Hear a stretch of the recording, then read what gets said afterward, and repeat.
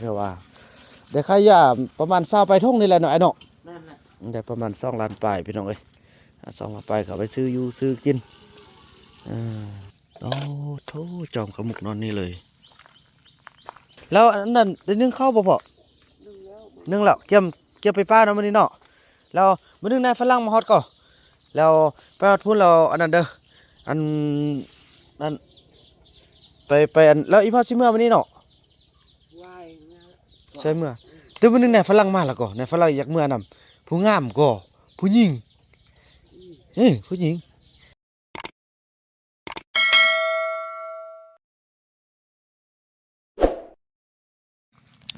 โทษสบายดีตอนเช้าโอ้มื้อนี้สิได้ออกไปเอาอันก่อนแก๊สก่อน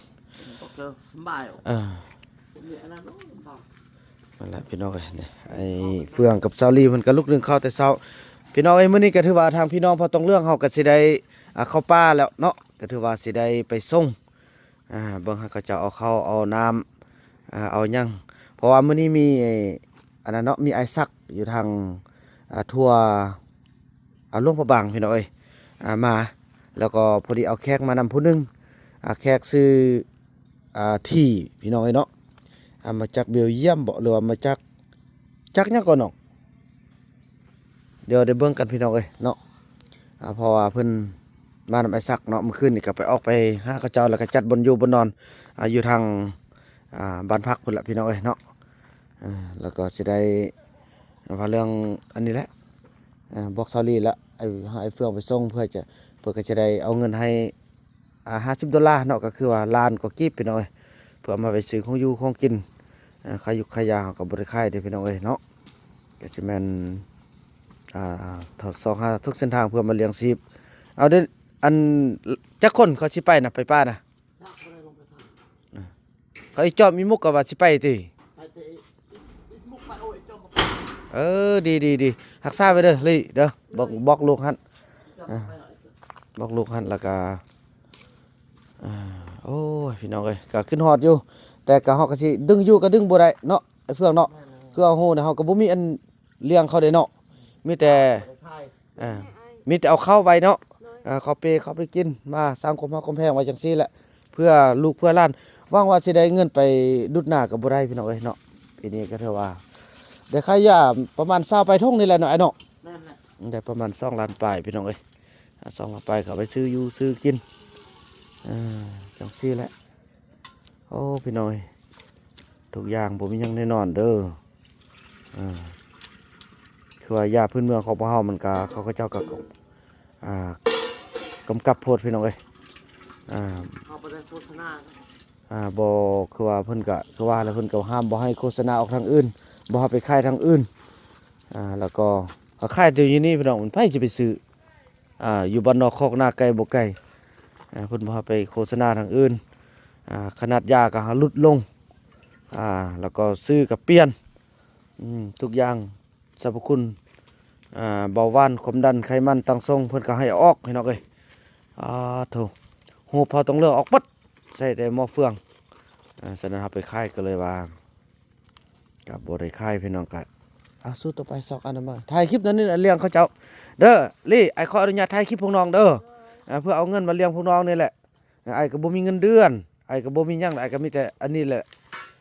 ไอ้ก็มีแต่เงินเดือนถ่ายคลิปก็ได้จะได้ถ่ายคลิปจะได้บุกพี่น้องไอ้บ้านนี่ช่วยเด้อพี่น้องเอ้ยเลี้ยงน้องเต่าก็2 เดือนละบ่ได้เอาเงินไปให้โอ้ยบ่มีเงินมันน่ะอดทนบอกปู่บอกย่าแหละเบิ่งเฮาไปเบิ่งเขาเจ้าอยู่ใต้เนาะว่ามีผู้ใดได้สิขึ้นไปนำเฮานี่เครื่องเขาเอาลงไปลุ่มมัน2 เป้าแล้วพอเข้าไปนี่ก็ทางเมืองเพิ่นก็แบ่งเข้าแบ่งโอ้อันนี้นี่วางเล็กดอกไม้ก็งามแล้วพี่น้องโอ้คันฮดนี่แห้งคักเลยนี่สุดยอดเลยพี่น้องเอ้ยเนาะ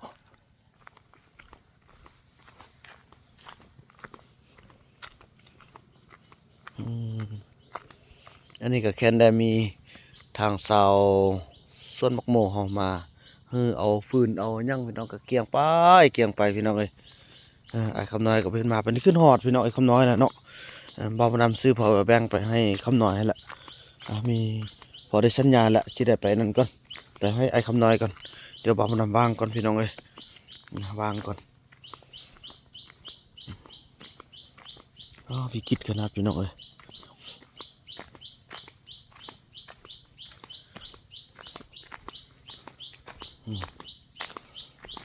สาธุจอมใจสุไปเด้อลูกเด้อ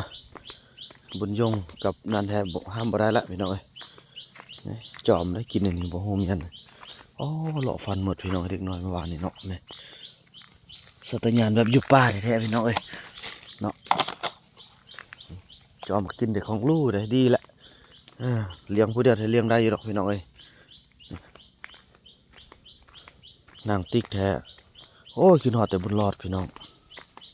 บ้าบุญนำบูนะเสร็จแล้วกินฮอดบุญรอดเหลือเกินต้นซาดพี่น้องเอ้ยต้นซาดบุญรอด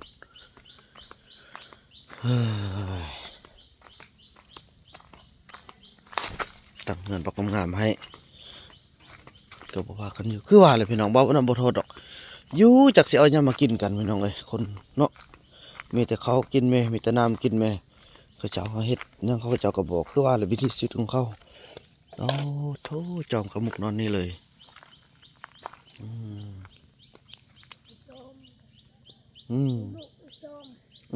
ยิ้มมุ้ยจอมนอนนี่เลยเนี่ยอันนี้เขาเจ้าก็เริ่มจูดไปเล็กไปน้อยไว้พัฒนาจุดนี้แหละซาดูเด้อจอมขอให้อยู่ในพ่อเด้อลูกเด้อติ๊กเด้ติ๊กนอนใส่เท่านั้นเถอะติ๊กเกือบโอเคติ๊กนอนอยู่ในเงินเนาะ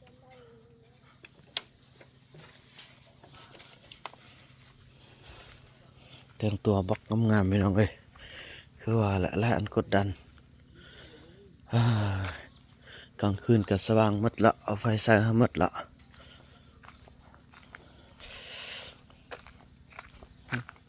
น้ำก็สู้ฮอดเฮือนปานนี้ได้พี่น้องเอ้ยเนาะ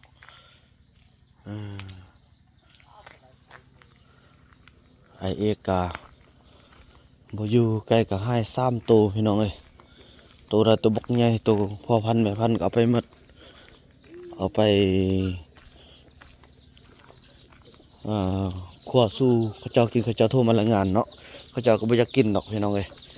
จะได้ปรับปรุงใหม่ก่อนพี่น้องเอ้ยเนาะกวาดใหม่ก่อนอนามัยใหม่ก่อนโตตังพ่อแม่ให้จะได้กวาดอนามัยคืนบาดนี้ทวนแล้วเอาเวียกงานไล่อันละไหมพี่น้องเอ้ยมานอนแบบนี้เด้เฮ็ดให้เลยเขาอยู่เขาก็บ่อยู่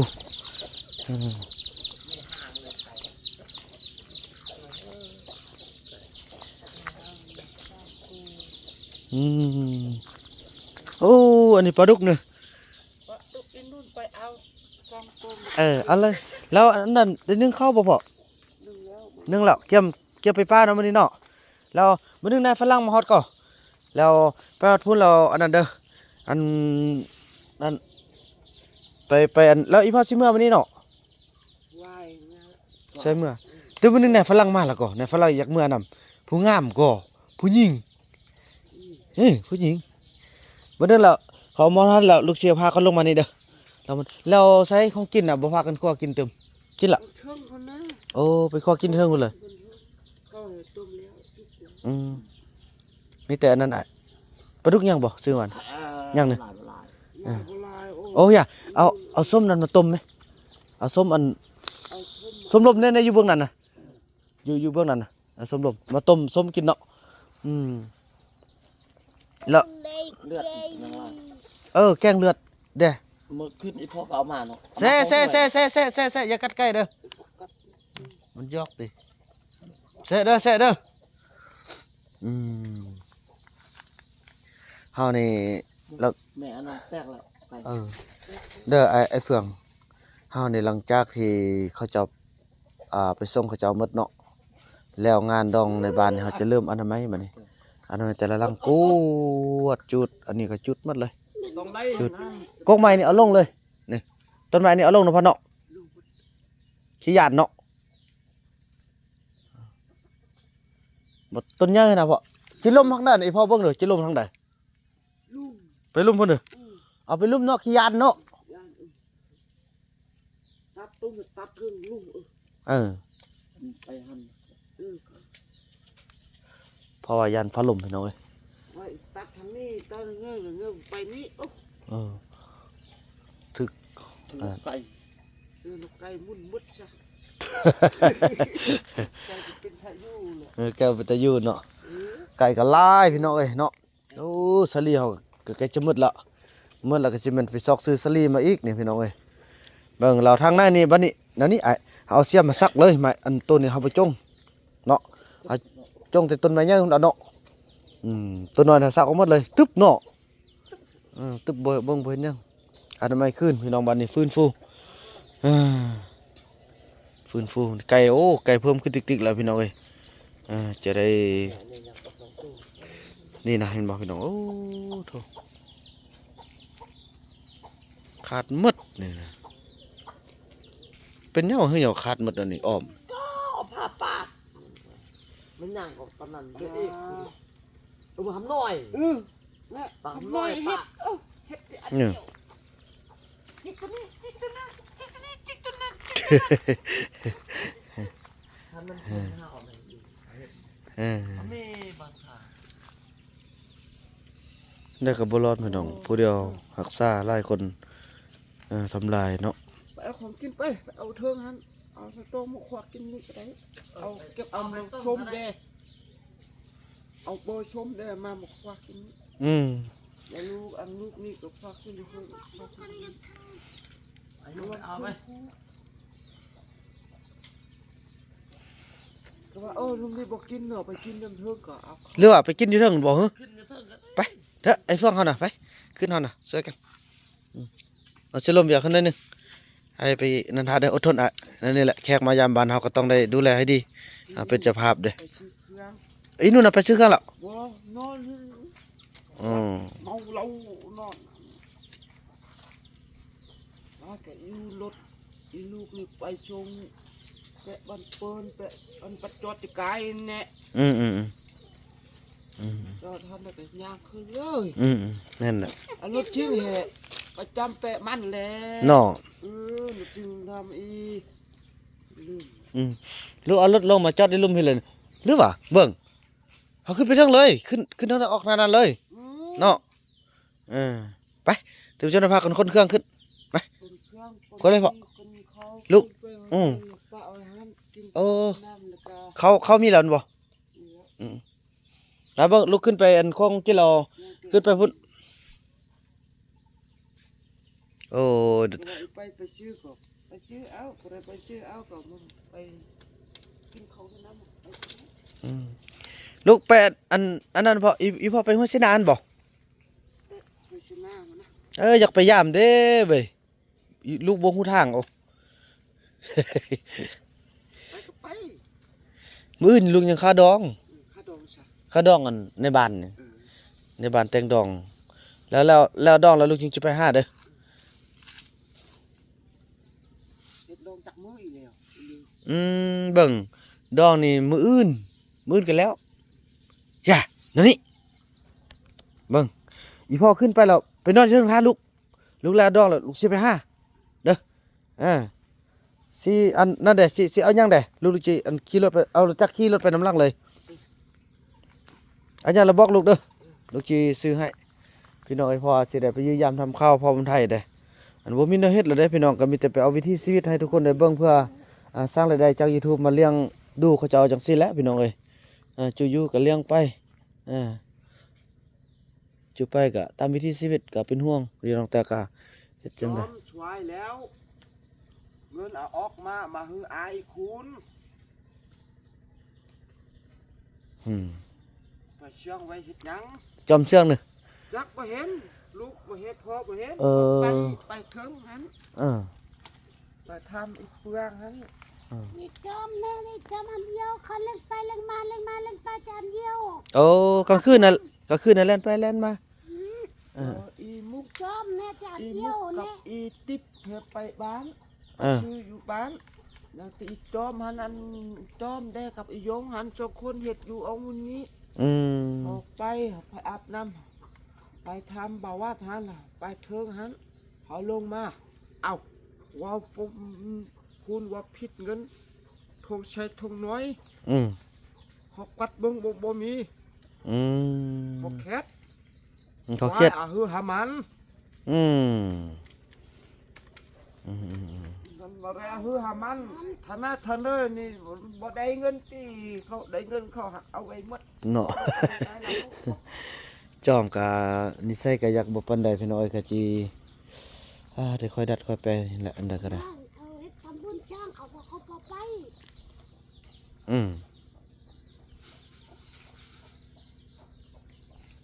ไก่ก็เติบโตบ่ก็ไล่แม่ละไก่ก็เริ่มแพร่แล้วพี่น้อยสิได้อันนั้นเนาะเวลาเข้ามาเทอหน้าแล้วสิเอาซุ่มไก่ กินว่าสิข้ามเอาอาบน้ำเอาอาบเอาชักเอากระมาเหือเอาอาบน้ำคือหัง จังซั่นแหละพี่น้องเนาะมอมนำกะจีได้เก็บภาพบรรยากาศไว้หลายๆพี่น้องเอ้ยเพราะว่าเวลาไปป่าบ่าวนาก็จะได้โหลดคลิปไว้เนาะตั้งเวลาไว้เพื่อให้ทุกคนได้เบิ่งท่าอยากไปเบิ่งบ้านหัวหน้าเผ่าเขาจะเป็นจังไดพี่น้องเนาะคลิปนี้บ่าวนาขออนุญาตจบคลิปกันซ้ำนี้ก่อนแล้วก็ว่ากันใหม่ในคลิปต่อไปพี่น้องคลิปนี้บ่าวนาขออนุญาตกล่าวคำว่าสำบายดี